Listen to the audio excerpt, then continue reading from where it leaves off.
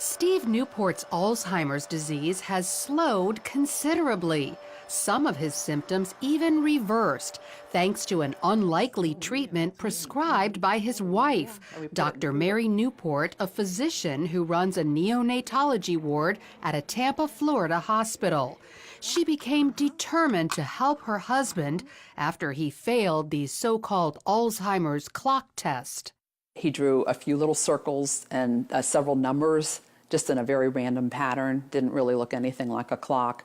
And the doctor pulled me aside and she said, you know, he's actually on the verge of severe Alzheimer's at this point. He's beyond moderate. So that was very, very devastating news. Dr. Newport began learning everything she could about her husband's disease.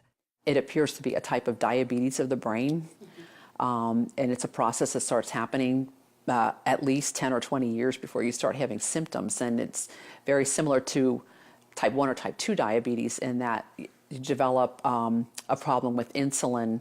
In this case, insulin problems prevent brain cells from accepting glucose, their primary fuel. Without it, the cells eventually die. But there is an alternative fuel, ketones, which the cells easily accept. Ketones are metabolized in the liver after you eat medium-chain triglycerides, which are found in coconut oil. So Dr. Newport added coconut oil to Steve's diet. Just 2 weeks later, he took the clock test again and, as you can see, demonstrated stunning improvement. I thought at the time, was it just good luck? Was it a lot of prayer? Was it the coconut oil? And I thought, well, we're going to keep the coconut oil going. Then 3 weeks later, he took the clock test a third time and continued to get better. And it wasn't just intellectually, he also improved emotionally and physically. He was not able to run. He was able to run again. He couldn't read for about 1.5 years. But after somewhere around 2 or 3 months, he was able to read. Instead of being very sluggish, not talking very much in the morning, he would come out, you know, with energy and talkative and joking, and he could find his water and his utensils. Dr. Newport documented Steve's success in a book called Alzheimer's Disease, What If There Was a Cure?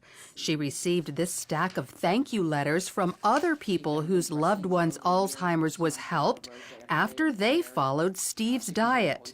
And while coconut oil is encouraging, there's actually something much more powerful. A team of biochemists led by Professor Kieran Clark at England's Oxford University have developed a ketone ester that packs a punch 10 times greater than coconut oil. It reaches quite considerably higher levels, and you can get whatever levels you want depending on how much you drink. The problem is they need millions of dollars to mass produce it. Very expensive, and so we can't make very much of it ourselves. And what we would like is funding so that we could actually scale up and make it. But of course, there's no real profit in manufacturing stuff like that. So until a high-potency ketone ester is available to the general public, coconut oil is still a good ketone source. Just make sure it's pure, non-hydrogenated. Avoid any hydrogenated oil, which is the same thing as dangerous trans fat. Many people avoid coconut oil because they think it's bad for them, but it's actually very healthy. Dr. Beverly Teeter is a researcher at the University of Maryland who specializes in dietary fats. She says years ago, coconut oil was criticized for raising cholesterol, but scientists have since learned there are 2 kinds of cholesterol, LDL, the bad kind, and HDL, which is very good for you and is the kind coconut oil raises. So they put out the message that it increased serum cholesterol, but the truth of the matter was it was helping the profile of the serum cholesterol. That never has been corrected in the public press, and I think that's the reason people have misconceptions about it. So not only does coconut oil improve your cholesterol levels, Dr. Teeter says the way it helps the brains of some Alzheimer's patients can be extended to people with Parkinson's disease, ALS, epilepsy, dementia, even schizophrenia and autism. And one more thing, coconut oil is a natural antibiotic that also helps kill viruses like HIV and herpes viruses. But the coconut oil tends to keep the bacteria down so that if you're assaulted with the virus, your immune system can concentrate on the virus. It doesn't have to concentrate on 27 other bacteria that you may have been exposed to that day.